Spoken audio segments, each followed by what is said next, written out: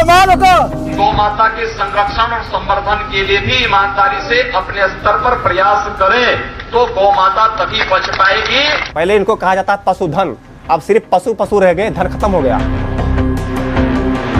उसकी सींग भी लग गई, ऐसी मौत हुई कि कोई उसको देख नहीं पाया। सांड चल रहे खेत में और वो सरसों बोए थे, वो खत्म हो चुकी, धान बोए वो खत्म पूरा हो गया। गाय कुछ लोगों के लिए गुनाह हो सकती है, हमारे लिए गाय माता है, पूजनीय है।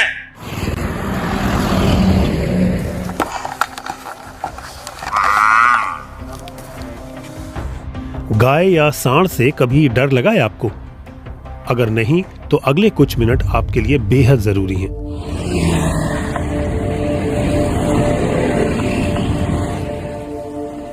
निर्मला ने पिछले 1.5 महीने में खाना पीना छोड़ सा दिया है। सिर्फ चारपाई पर पड़े पड़े पति के लिए बिलखती रहती हैं। एक गुस्साए सांड ने हाल ही में 55 साल के रामराज की मिनटों में जान ले ली थी। उस दिन बैठे थे कुर्सी पे, सांड आया, पीछे से मारा, और मार के बाद में फिर पीछे से मार के कुर्सी पर से गिर गए। कुर्सी पर से गिरे के बाद में वो सामने से फिर सांड मारने लगा। और कहाँ पर बैठे थे वो? ये यहाँ पे बैठे से कुर्सी लगा के इस जगह पर। हाँ, और फिर सामने से मारने लगा तो फिर एक लड़की थी छोटी सी। हाँ। और जो एक लड़की थी तो गुहार लगाई तो एक औरत आई, वही ने भगाया तो फिर भाग के गन्ना मल गया सांड। फिर देखा आप लोगों ने उस सांड को? यहाँ पर था। हाँ। क्या कैसे चोट लगी? क्या बहुत मुंह में दांत पूरा टूट गया था। हाँ। और दांत टूटने के बाद में भी लग गया था। हाँ। और हाथ में भी चोट आ गई थी और सीने में भी चोट आ गई थी। फिर चिरखाना लेके गए थे, उसकी मौत देखने वाली थी नहीं। इस कहानी को समझने के लिए रुख करते हैं 2017 का। उत्तर प्रदेश में 15 साल बाद बनी भारतीय जनता पार्टी की सरकार और सीएम बने योगी आदित्यनाथ। चंद महीनों में उन्होंने बड़े फैसले भी ले लिए। पहली सरकार है जिसने प्रदेश के अंदर अवैध बूचड़खानों को पूरी तरह प्रतिबंधित करके गौ तस्करी को प्रदेश के अंदर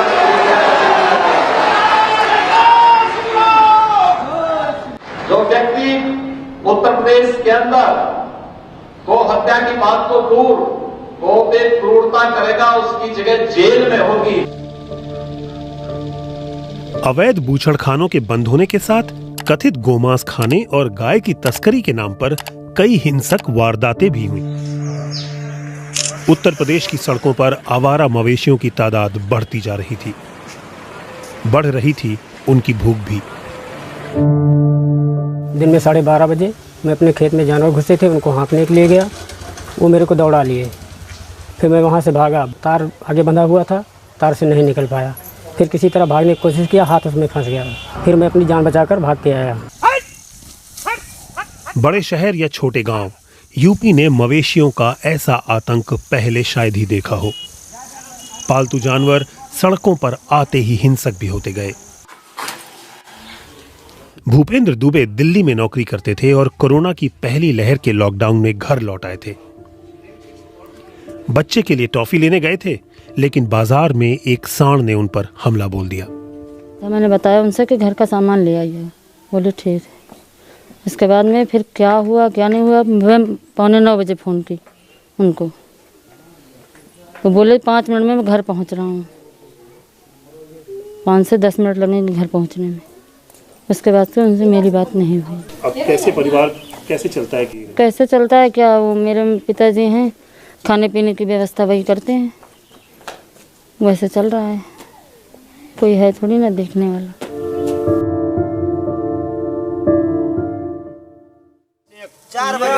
दिन में चले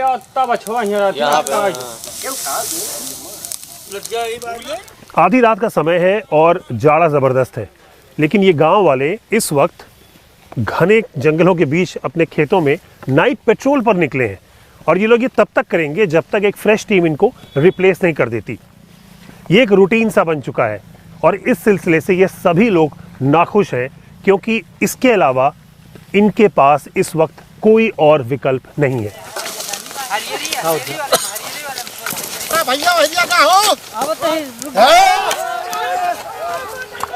करीब करीब हर जिले में आवारा मवेशियों ने किसानों, खासतौर पर छोटे किसानों की नाक में दम कर रखा है। चुनाव के मौसम में इस पर सियासत भी गर्म है। अन्ना जानवरों के लिए भी कुछ नहीं किया। जाहिर है सभी राजनीतिक दल मसले को अपने वोट बैंक की नजर से ही देखेंगे। 4 सालों से क्या किया? लेकिन आम किसान का दर्द कुछ और है। जब इससे कोई दैवीय आपदा आती थी, कोई बीमार होता था या कोई मर जाता था, तो भैया जानवर को हम बेच लेते थे और अपनी पूरी खाना घर की प्रक्रिया जैसे जो बाटे चला लेते थे। और आज के ऐसी मतलब स्थिति हो गई है, इसको कोई पूछ नहीं रहा है, जैसे कहना कोई घर में कबाड़ हो गया बाहर दे निकाल के। भारत में करीब 20 करोड़ मवेशी हैं, जिनमें से सबसे ज्यादा उत्तर प्रदेश में है।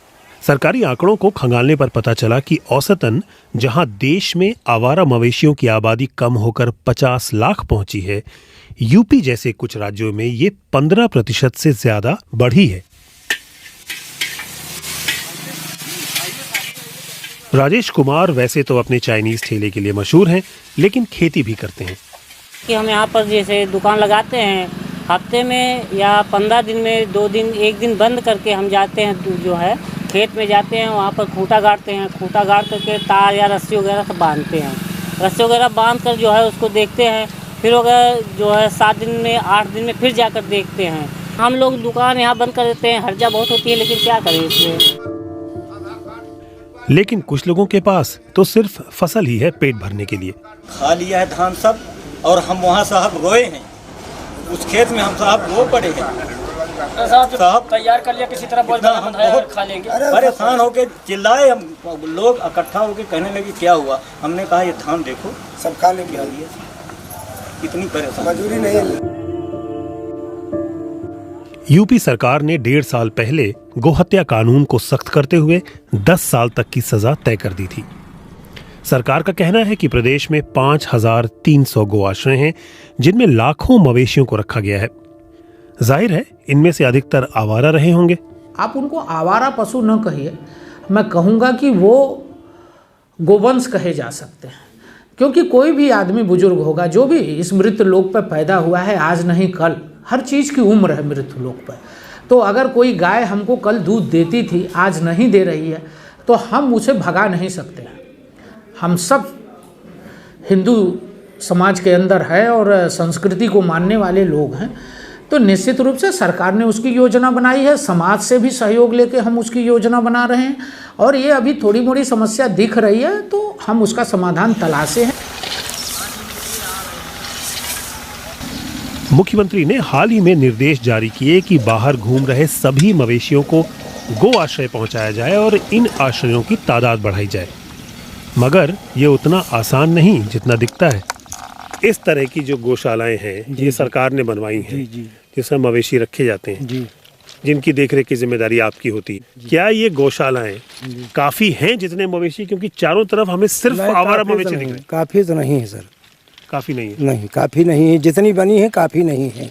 हाँ, इसमें कितने मवेशी हैं अभी? इसमें 200 मवेशी। 200 और वो आवारा थे, बाहर घूम रहे थे। जी जी जी जी। अभी बाहर इस इलाके में कितने और होंगे? कुछ नहीं तो कम से कम 1700 इतने है। लेकिन कुछ लोग अब नाउमीद हैं। 80 साल की रामकली मिश्रा पिछले 2 साल से कोमा में हैं। उन्हें भी एक सांड ने मारा था। रामकली को यह तक नहीं पता कि उस घटना के बाद उनके बेटे को कोरोना निगल चुका है। देवाशीष कुमार के साथ नितिन श्रीवास्तव, BBC उत्तर प्रदेश।